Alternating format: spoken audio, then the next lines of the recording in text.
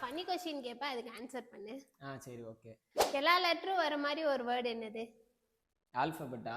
இல்ல, வேற A to ஏதாச்சும். Z வரைக்குமா? இல்ல, வேற ஏதாச்சும் சொல்லு. எல்லா லெட்டரும் வர வேர்டு தெரியலையே. வீட்டுக்கிட்ட வரும். வீட்டுக்கு வீடு எனக்கு என்ன தெரியும்? கேளுடா. தெரியல. Post box. போஸ்ட் பாக்ஸா? எப்படி? ஓ, எல்லா லெட்டரும் வருமா அதுல? டாக்டர் ஊசி போட வந்தாராம், ஒருத்தன் தடுத்துட்டே இருந்தானா, ஏன்? ஏன் சொல்லு நீதான்.